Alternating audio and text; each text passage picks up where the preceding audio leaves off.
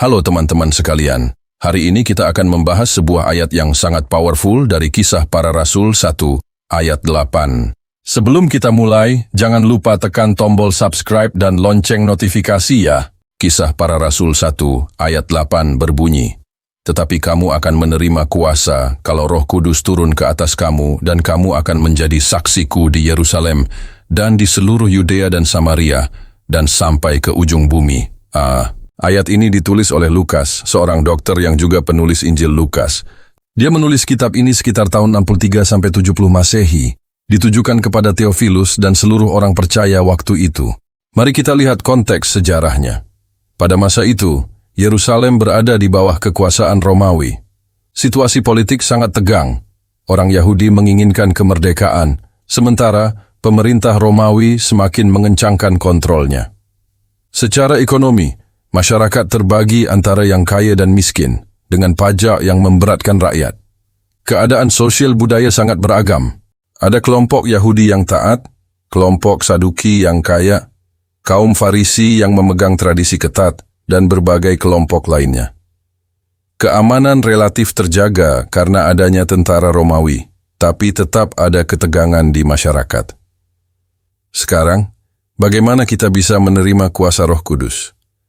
Ada beberapa langkah biblikal.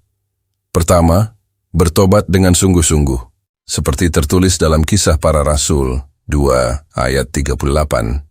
Bertobatlah dan hendaklah kamu masing-masing memberi dirimu dibaptis dalam nama Yesus Kristus untuk pengampunan dosamu. Kedua, berdoa dengan tekun. Yesus berkata dalam Lukas 11 ayat 13, "Jika kamu yang jahat tahu memberi pemberian yang baik kepada anak-anakmu, apalagi Bapa yang di sorga, Ia akan memberikan Roh Kudus kepada mereka yang meminta kepadanya." Ketiga, hidup kudus. 1 Tesalonika 4 ayat 7 mengatakan, "Tuhan memanggil kita bukan untuk melakukan apa yang cemar, melainkan apa yang kudus." Keempat, berserah penuh kepada Tuhan. Roma 12 ayat 1 mengajarkan untuk mempersembahkan tubuh sebagai persembahan yang hidup.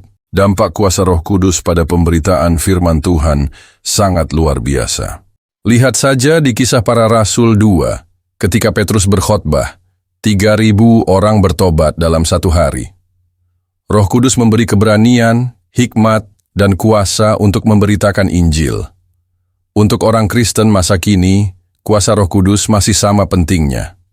Dia memampukan kita menghadapi tantangan zaman now, memberi hikmat menghadapi era digital, dan keberanian bersaksi di tengah masyarakat plural. Teman-teman, ini bukan sekadar teori. Roh Kudus adalah pribadi nyata yang ingin bekerja dalam hidup kita. Dia siap memberi kuasa supernatural untuk menjadi saksi Tuhan dimanapun kita berada. Nah, bagaimana menurut teman-teman? Kalau video ini bermanfaat, jangan lupa like, komen, dan share ke teman-teman yang lain ya. Sampai jumpa di video berikutnya. Tuhan memberkati.